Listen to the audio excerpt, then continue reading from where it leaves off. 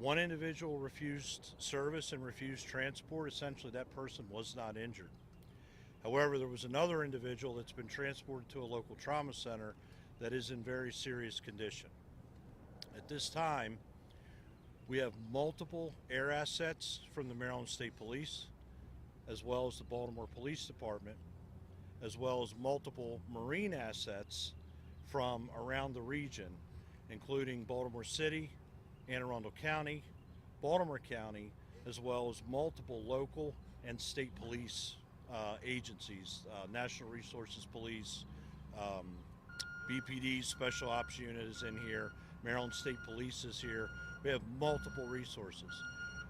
We are still very much in an active search and rescue posture at this point, and we will continue to be for some time. We have a large area that we have to search. This includes on the surface of the water, subsurface, as well as on the deck of the ship itself. We believe at this point we may be looking for upwards of 7 individuals. That's the latest information we have. However, what I will say is the information that I'm giving you right now is as of right now. That's what we know right now. This is a very large incident. It involves a very large footprint. Multiple agencies are operating, therefore information is subject to change as we get more intel and as our crews work through the morning. Over the next 8 to 12 hours, you can expect to continue to see our air and maritime assets functioning out on the water and in the air above. We need to do damage assessment of the ship itself before we can board that ship. And we need to continue our subsurface search, which is including different types of sonar. We have side scan sonar, we have other sonar capabilities here. We have underwater UAVs that we're working with. And throughout the night, we've also been working with infrared technology, both from the air and on the water surface. So I'm going to wrap up here with just saying this continues to be a search and rescue operation. It continues to be a very dynamic operation with multiple local, state, and federal resources involved. With that, I'm going to turn it over to our mayor, Mayor Brandon Scott. Thank you, Chief. Everyone, this is a unthinkable tragedy. We have to first and foremost pray for all of those who are impacted, those families. Pray for our first responders and thank them, all of them working together, city, state, local, to make sure that we are working through this tragedy. This is an ongoing active research that we're having right now. We're going to continue, as you heard from Chief Wallace, throughout. As long as we have to be doing that, we will do it. But we have to be thinking about the families and people impacted, folks who we have to try to find and save. This is what our focus should be on right now. We're going to continue to work in partnership with every part of government to do everything that we can to get us through the other side of this tragedy. And with that, I'll turn it over to County Executive Olszewski. Thank you, Mayor Scott. I think we all awoke this morning to an unspeakable tragedy. As the mayor indicated, we know that there will be families and individuals impacted by this, regardless of what happens the rest of the way out. So I would just echo the mayor in lifting up prayers for those who are impacted, but also ask that our residents pray for our first responders. They have been on scene since very early in the morning, not only conducting initial search and rescue operations, but planning for additional ones as the sun comes up. And the work that they do cannot be understated. And I want to just thank them for all that they are doing and will do in the hours and days ahead.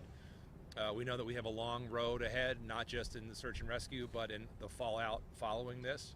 I think we appropriately have our attention on the search and rescue efforts currently, and just here alongside our partners in the city to say that they have our full support, just as we want to thank our state partners for the resources they've offered up, as well as the federal partners who have already reached out. The mayor and I have talked to the governor. We've heard from the Secretary of Transportation. So collectively, we thank everyone for their thoughts, their well wishes, But again, this is a very active situation, and we want to just thank the chief and our teams for all the great work they're doing. And with that, I'll turn things back over to the chief. Thank you, County Executive Olszewski. We'll do some Q&A right now. Now we're just going to go around, have everyone present one question for this. Chief, can you tell us where the crew of the ship is? You also mentioned too that 2 people were rescued. Who made the first 911 call? And there were reports that it was a crew on the deck of the ship working at that point. Can you confirm any of that information? The latest information we have on the crew of the ship is that they are still on board the ship. There's been comms between the ship crew and the Coast Guard. So as part of the overall operation, we communicate through the Coast Guard with the ship. And I'm sorry, your other questions? There were 2 people taken. Who made the first 911 call? I don't know who made that call yet. Okay, and were there other workers on the deck of the ship or deck of the bridge at this point? We had heard that information. Can you confirm that? We were being told there were workers on the bridge. We have yet to confirm that. We'll work with MDTA to obviously to get that information. About how many cars were on that ship? Last question. On the deck of the bridge at the time it collapsed. Do you know? Don't have a number. I can tell you our sonar has detected the presence of vehicles submerged in the water. I don't have a count of that yet. Chief, you mentioned upwards of 7 individuals that you're looking for. We've heard reports of as many as 20 individuals. Can you just paint a more clear picture of about how many people actually fell into the water, how many people you might be looking to rescue, and also if you can give an idea of how many vehicles, although you might not have that answer, but really just the search and rescue. Yeah, I'll start with the last one. So I don't know how many vehicles yet. I know that we have detected the presence of vehicles. As far as the number between the 7 and 20, that's been a dynamic count throughout the morning, just given the fact that we haven't yet nailed that number down. We do believe that at least 7 are involved in that, at least 7 at this point. That fell into the water. Yes, ma'am. Yeah, and I know you said the crew was accounted for according to the Coast Guard on deck. Do we know if any of the crew members were part of these at least 7 people that may have been in the water? We do not. Thanks, Oscar. Survivability in waters around this temperature is not very long. I wonder if you shift focus to become more of a salvage operation? So we'll be guided by our dive teams. We will determine what the temperature of the water is. The other issue that we have out there is this water is current influenced. So right now we think the tide is coming back in. That adds a bit of a challenge to us also. We can certainly dive in these conditions, but we have to take a lot of factors into play, right? The fact that there may be trauma involved, they have been in the water an extended period of time, but also remember we're battling darkness. So it's quite possible that we may have somebody there that we've not seen yet, and as they work closer to the debris field, they'll obviously make those determinations. But we're going to rely on the experts, which are our dive masters that are here, our dive team, to tell us when they believe we've reached that non-survivability point. Yes, sir. Janine? Chief Wallace, was there any indication that there was a problem on the ship? Was it let in by tugboats at any point during the midday? Like anything that so far early on point you to something went wrong?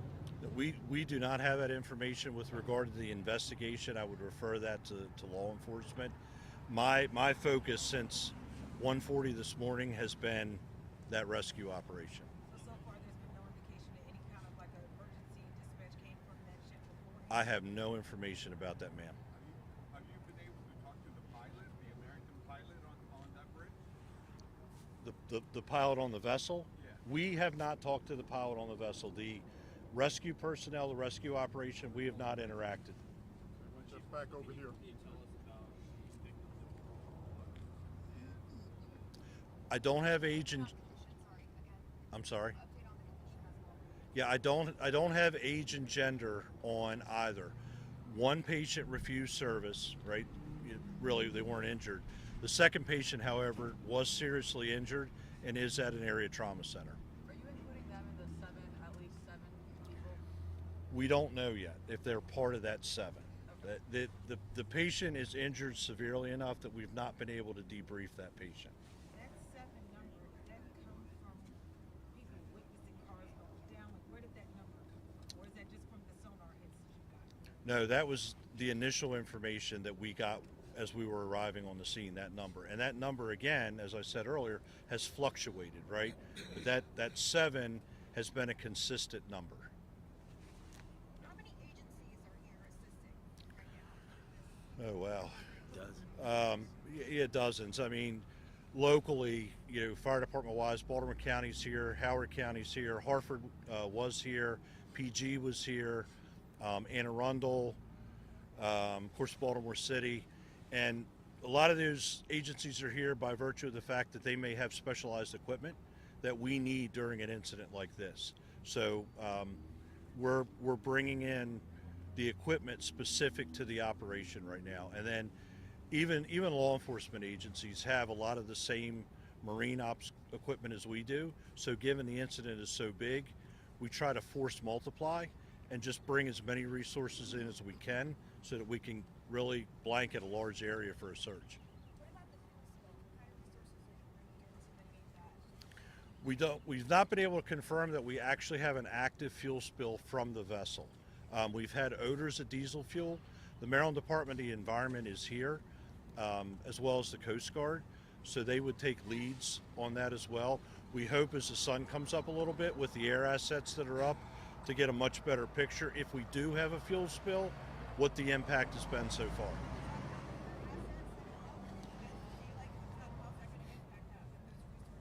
Yeah, Maryland State Police has been here. Foxtrot is also working this. There are 2 air resources right now. I don't know that we won't bring any more in, but right now they're the 2 primary. Air reconnaissance on something on the open water it's an invaluable resource. And we've been very fortunate to have it because as we put people out in the dark on the water to conduct searches, they have that degree of overwatch from those assets. So it's been an invaluable resource for us. Mr. Mayor, Mr. Executive, we're talking about search and rescue. I know that, and that's where the focus is right now. I was awakened with this news. We're all awakened with this news. I've seen the video. What do you make of the totality of this incident? What are you thinking about what you've seen and what this community's experienced? Well, this is a tragedy that you can never imagine, right? And I was awake when Chief Wallace called me, but never would you think that you would physically see the Key Bridge tumble down like that. It looked like something out of an action movie. And you just think about, most importantly, and which is what we all should be thinking about right now, nothing but those families and people that are impacted, and those people who are risking their lives right now from not just Baltimore City and Baltimore County, but all over this state to try to save lives. That should be our focus, the preservation of life, because no one wants to see that happen, let alone someone in their family, someone that they know be injured in an incident like this. We'll take 2 more questions. Your thoughts That'll about be it. what this community is experiencing this morning. Look, I think that folks are stunned. I think folks are reeling. And I think that's particularly true for people who are worried about their loved ones right now. I think there'll be plenty of time to talk about what this bridge means to the community, what it means for commerce, but at the end of the day, right now this is about the humanity of people who are impacted and the men and women who are out there trying to save lives and recover folks off the bridge. So I think there'll be plenty of opportunity to talk about that, but really right now and for the foreseeable hours ahead, this is really about focusing on the search and rescue efforts. And I want to just again thank the Chief for his leadership and for all of the affiliated partners that we have working on this. Chief, are there the fact that this could have been intentional, that this could be some sort of act of terrorism or intentionally hitting the bridge? That's not my focus here, ma'am. That's part of the law enforcement investigations. I would defer to the proper authorities for that. And actually, we saw something similar to this happen in Philly when 95 came, a portion of that came down. I know you say that you guys have spoken to Secretary of Transportation, Judge. Has he made any comment about the assistance like we saw in Philly being rushed to get this? Thank you. I spoke with Secretary Buttigieg directly. He and his team said that they're going to obviously work with us throughout this incident and work with not just the city and county, but really the state of Maryland to make sure that we have every resource that he and the federal government can provide. How long is it going to take to rebuild this, Mayor? I think right now, sir, listen, we shouldn't even be having that discussion right now. The discussion right now should be about the people, the souls, the lives that we're trying to save. There will be a time to discuss about a bridge and how we get a bridge back up. But right now, there are people in the water that we have to get out, and that's the only thing we should be talking about. Well, And thank to go you back all. to the question about the terrorism, there is absolutely no indication that there's any terrorism, that this was done on purpose. Our criminal intel is working with the FBI and other federal and state agencies to get all the intel that we have, but there's absolutely no indication that it was intentional. Thank you, everybody. Okay, I want to thank you all. I will be advising you, updating you on the next. Will that be here, Kevin? Yeah.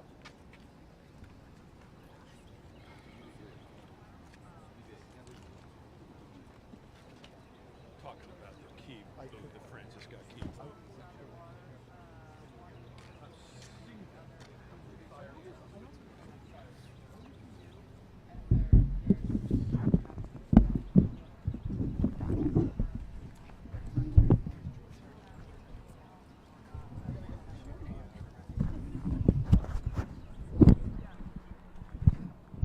Pulled out of the water.